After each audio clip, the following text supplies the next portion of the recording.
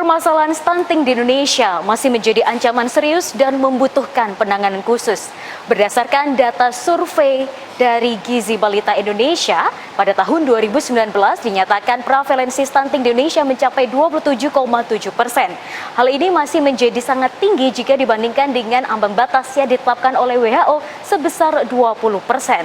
Lalu bagaimana upaya-upaya yang dilakukan oleh pemerintah untuk menangani stunting menuju Indonesia Emas 2045? Pada episode kali ini kita akan mengupas tuntas mengenai stunting bersama dengan pemerintah Kabupaten Malang pada program Healthy Lifestyle, Let's Be Happy and Healthy People.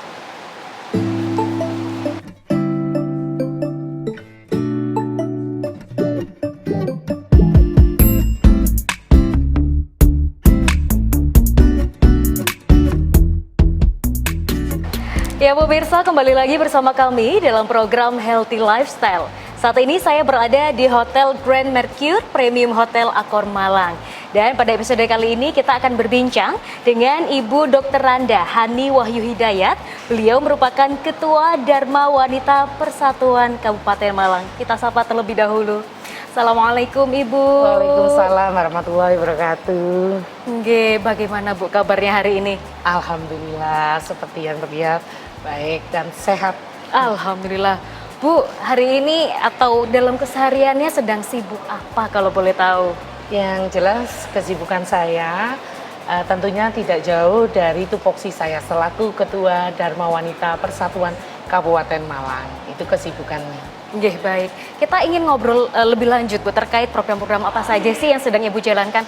Tapi saya penasaran dari perspektif Ibu terkait peran wanita. Kalau kita lihat saat ini kan wanita tidak hanya berperan sebagai seorang ibu, ada juga yang sebagai pekerja. Nah, bagaimana Ibu bisa memahami dan memberikan contoh pada masyarakat tentang peran seorang wanita saat ini?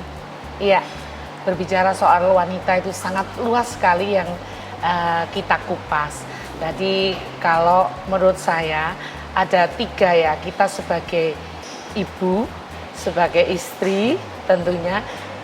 Kalau yang wanita yang bekerja di luar rumah berarti adalah wanita karir. Okay. Nah, tugas kita sebagai wanita tentunya sebagai ibu bisa memberi teladan ya kepada keluarga, terutamanya kepada anak.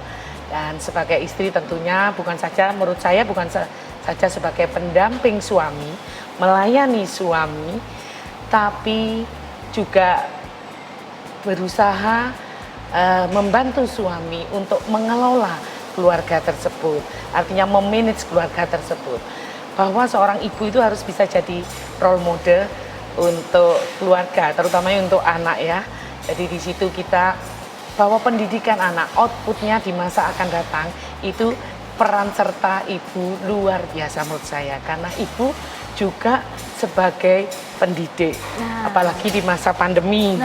Masa pandemi, jadi kita harus pandai-pandainya membuat anak betah di rumah, berinovasi tentunya ya di dalam mendampingi anak-anak, webinar dan lain sebagainya terkait dengan pembelajaran online saat ini, seperti itu.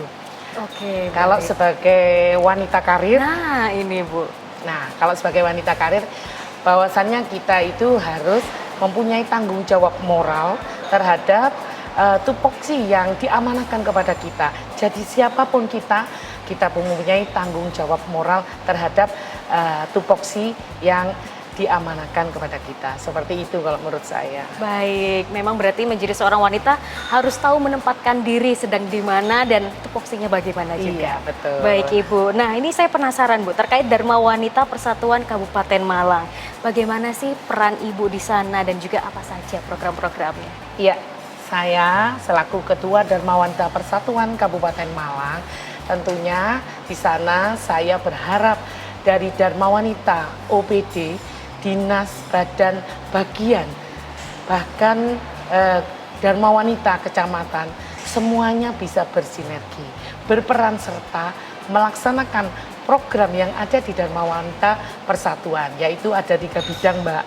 3 bidang pendidikan, ekonomi, dan sosial budaya. Nah, untuk program-program tersebut mungkin nanti bisa saya jelaskan seperti itu kurang lebih. Baik.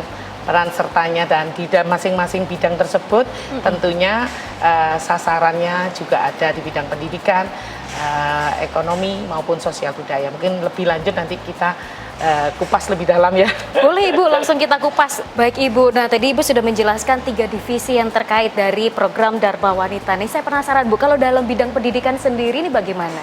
Nah, itu adalah bentuk perhatian dan kepedulian kita di bidang pendidikan. Tentunya kita juga harus mempunyai peran mencerdaskan kehidupan bangsa. Nah, siapa itu di dalamnya?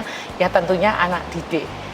Nah, anak didik itu kita memberikan perhatian berupa beasiswa untuk anak-anak berprestasi yang sasarannya kita tujukan untuk anak-anak dari golongan 1 dan golongan 2 atau honorer. Itu bentuk kepedulian kita di dunia pendidikan. Selain itu kita memberikan alat peraga edukatif ya. Di sekolah-sekolah, lembaga, yayasan, di bawah yayasan Dharma Wanita Persatuan yang jumlahnya cukup banyak di Kabupaten Malang. Total jumlahnya kurang lebih 308 lembaga. Wah, luar biasa. Iya, seperti itu. Di dunia pendidikan seperti itu. Tentunya saya berharap dari guru-guru yang di bawah Yayasan Dharma Wanita tidak hanya mengharapkan bantuan dari kami, tapi kita mengedukasi guru-guru, mensupport, mendukung untuk membuat alat peraga edukatif dari bahan bekas pakai seperti itu. Wah, luar biasa Bu. Wah, kalau saya ceritakan panjang sekali ya. Kita konsentrasi di pendidikan.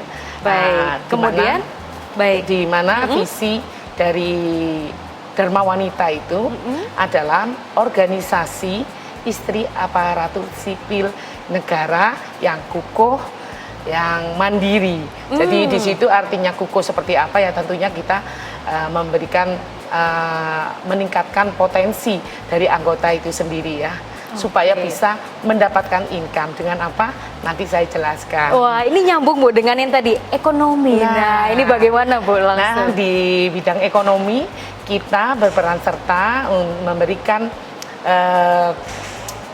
peningkatan kompetensi terhadap anggota. Nah, dengan apa? Kita memberikan pelatihan-pelatihan. Kita bekerja sama, kita memang advokasi dengan berbagai pihak. Kita kolaborasi dengan berbagai pihak. Salah satunya dengan Dinas Koperasi. Dengan Dinas Koperasi kita mengikut sertakan anggota Dharma Wanita baik tingkat kabupaten, kecamatan maupun di tingkat kelurahan. Karena Dharma Wanita itu dari tingkat kelurahan sampai tingkat pusat.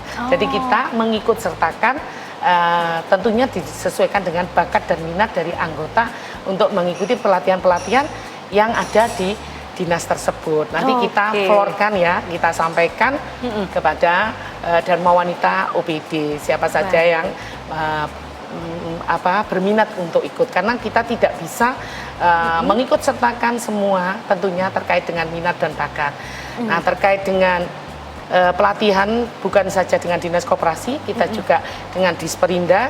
Nah, pelatihan-pelatihan yang diberikan itu terkait dengan membatik. Kita masukkan guru-guru itu ke kelompok-kelompok batik, dan alhamdulillah bisa membiayai sekolah itu sendiri ya. Wah, luar biasa. Dari income yang didapatkan dari batik tersebut. Baik. Satu saja saya sebutkan, salah satunya sekolah milik Dharma Wanita adalah SLB-BC 01 Pakai Saji, di mana di situ siswanya berperan serta. Jadi di situ kita sudah alhamdulillah dari Bu Gubernur juga sudah custom ya pesan di sana, dan beberapa batik saya juga adalah karya dari siswa-siswi SLB-BC tersebut. Baik, wah luar biasa, baik sekali kiprah yang sudah dilakukan oleh Ibu Hani, dan kita masih penasaran kalau tadi sudah membahas soal pendidikan dan juga ekonomi, kira-kira sosial budaya seperti apa? Kita akan bahas di segmen berikutnya, jangan kemana-mana, tetap di program Healthy Lifestyle.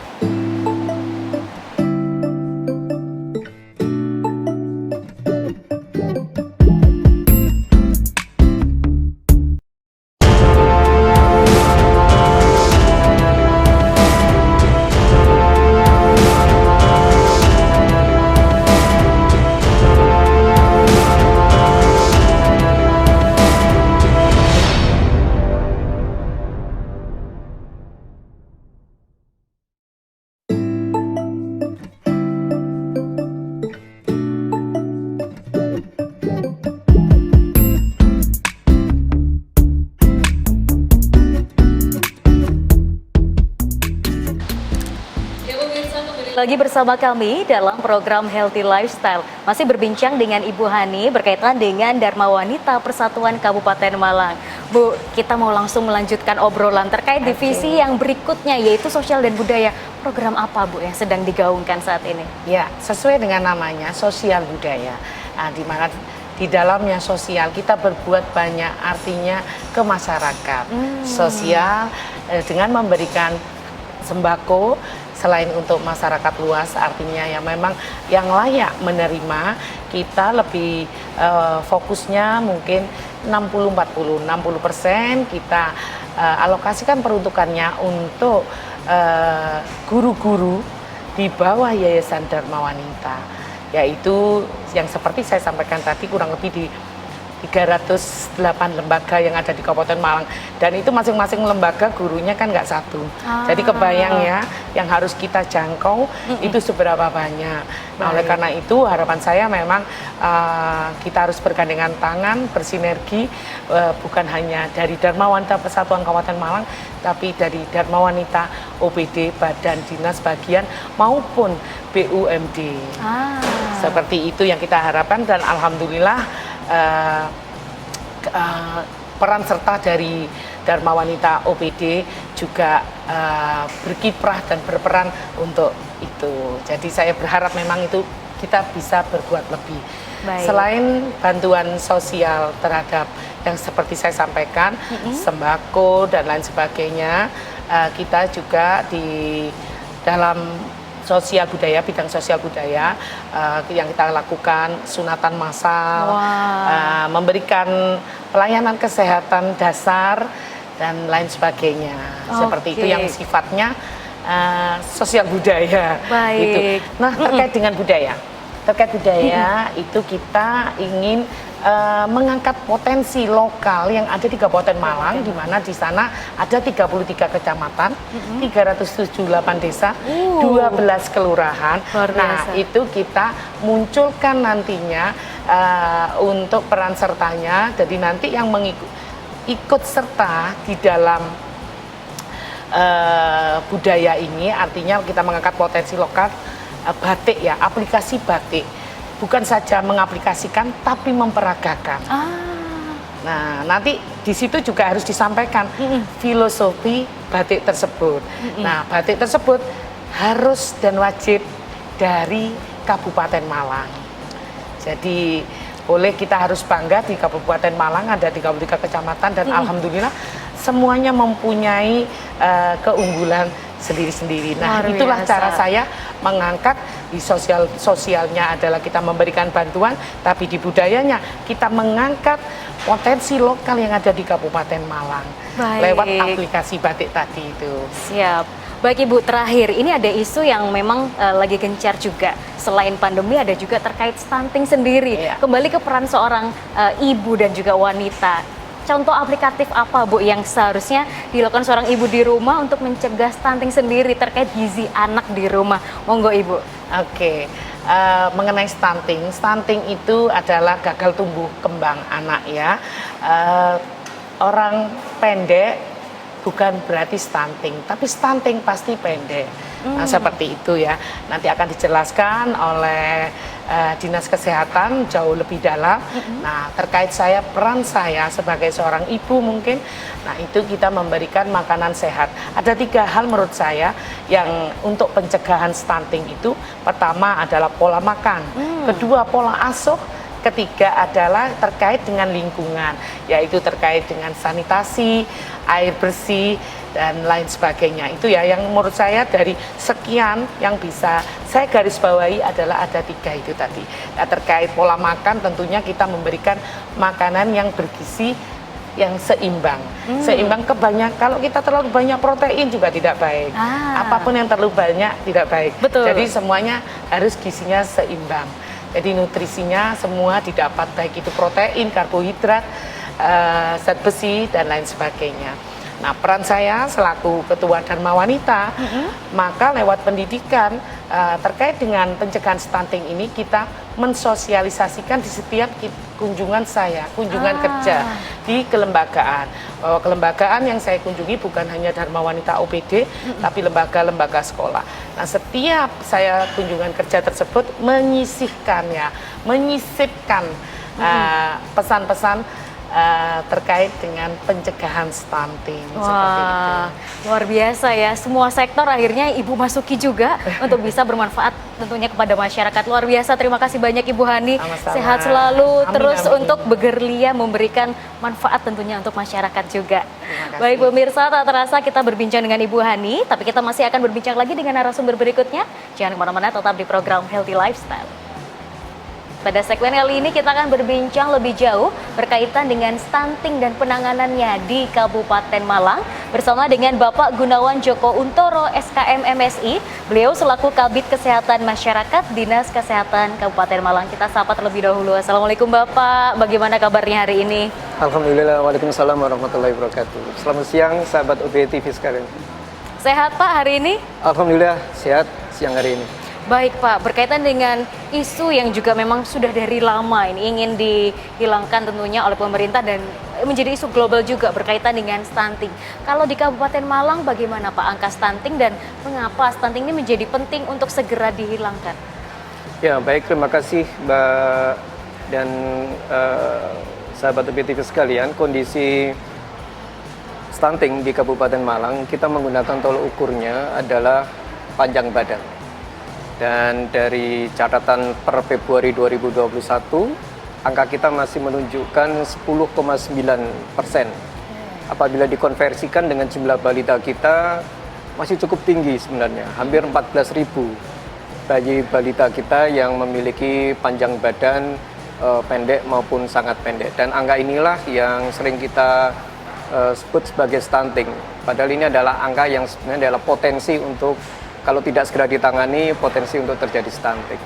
Oke baik, Pak. Kenapa stunting ini menjadi penting untuk segera dihilangkan dari permasalahan global dan nasional? Iya, kalau berbicara mengenai masalah stunting, kita tidak hanya sekedar bisa berbicara tentang panjang badan saja, tetapi di situ panjang badan mengindikasikan ada gangguan pertumbuhan.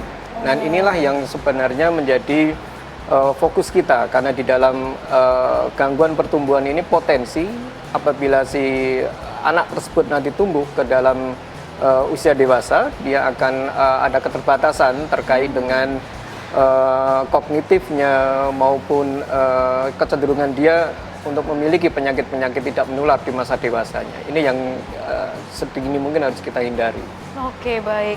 Kalau kita lihat memang Indonesia ini akan segera memasuki masa bonus demografi tahun 2045 sebagai Betul. Indonesia Emas. Makanya ini menjadi concern juga. Ya, baik betul. untuk Kabupaten Malang juga apakah sudah mempersiapkan Pak ke arah sana? Ya, memang betul sekali sesuai dengan visi misi dari Bapak Bupati sendiri terkait dengan bagaimana kesiapan generasi kita untuk menyongsong masa depan ini. Masalah isu stunting menjadi cukup strategis untuk segera mendapat perhatian khusus dari Bapak Bupati. Dan terbukti dari beberapa kebijakan Bapak Bupati selama ini terkait dengan upaya percepatan penurunan stunting cukup luar biasa. Dan itu melibatkan semua perangkat daerah yang ada di pemerintahan daerah Kabupaten Malang. Baik Pak, ditahan. Kita akan mengupas Ya. tuntas terkait program-program baik dari Bapak Bupati ataupun dari Dinas Kesehatan Kabupaten Malang. Tapi di segmen berikutnya jangan kemana-mana, tetap di program Healthy Lifestyle.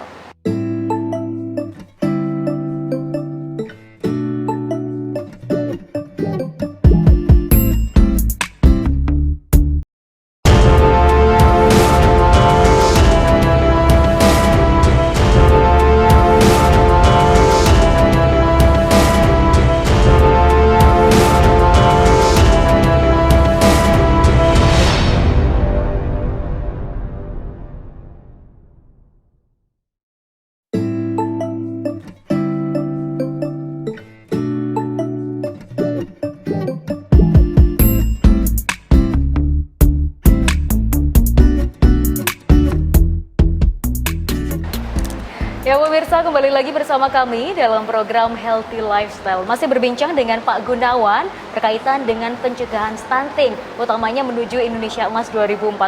Kita penasaran bagaimana sih program-program yang dijalankan oleh pemerintah Kabupaten Malang, khususnya di sini yang dilaksanakan oleh Dinas Kesehatan Kabupaten Malang. Bagaimana Pak Gun? Program apa nih? Mungkin ada yang unik atau berbeda? Silahkan. Ya, secara umum dulu, program-program untuk pencegahan dan penanganan stunting di Kabupaten Malang ini, yang pertama pada tatanan kebijakan, ya, kaitannya dengan regulasi. Dan yang kedua, kaitannya dengan bagaimana konvergensi dari program kegiatan yang ada di pemerintah daerah dengan yang menjalankan beberapa OPD ini harus mensinergikan program-programnya dalam rangka untuk menurunkan kasus stunting. Dan khusus untuk penanganan yang dilakukan di Kabupaten Malang ini, esensi penguatan kita adalah mengarah pada bagaimana peran dari masyarakat untuk terlibat secara langsung, mulai dari mengenal kasus itu sejak dini, dan apa-apa yang mereka harus bisa lakukan dalam rangka untuk mengatasi masalah apabila itu ditemukan. Juga kita memberikan penguatan kepada masyarakat adalah untuk bagaimana mereka mampu untuk mencegah jangan sampai prakondisi untuk jatuh pada gangguan di pertumbuhan itu terjadi. Kita ambil contoh yang sangat sederhana di masyarakat ini adalah bagaimana masyarakat harus memiliki kemampuan untuk kemudian mereka mempunyai pola asuh dan mereka juga bisa untuk bagaimana menatur pola makan di keluarga mereka. Ini yang penting sebenarnya, karena menjadi cikal bakal kasus stunting itu potensi akan terjadi. Itu di tingkat masyarakat. Di samping kita juga mendorong masyarakat punya kepedulian untuk mendeteksi sejak dini.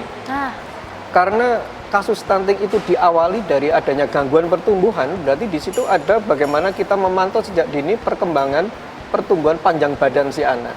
Makanya kita selalu mengingatkan bagaimana masyarakat bisa memanfaatkan peran dari posyandu. Ya, itu harus semaksimal mungkin bisa dilakukan oleh masyarakat dan masyarakat harus bisa memanfaatkan yang di situ.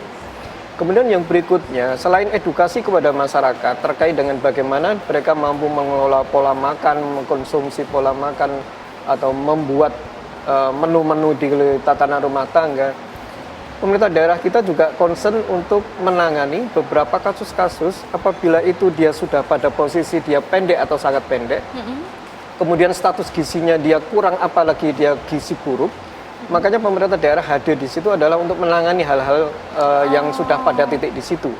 Dan itu melibatkan peran dari dokter spesialis anak juga. Kita libatkan dengan pemberian PKMK. Nah, pangan olahan dengan kebutuhan medis khusus. Ya. Ini yang di Kabupaten Malang sudah dilakukan kita dalam 2 tahun ini bekerjasama dengan dokter spesialis anak. Ini dalam rangka untuk mengatasi kondisi di mana anak itu sudah pendek atau sangat pendek dengan kondisi gizi buruk, harus segera diberikan PKMK untuk dilakukan upaya percepatan. Kita bilangnya adalah percepatan menaikkan berat badan untuk dikembalikan ke normal. Kalau sudah kembali ke kondisi yang normal, maka peran dari masyarakat untuk kemudian men-take over itu untuk bagaimana jangan sampai dia jatuh lagi ke kondisi gizi buruk.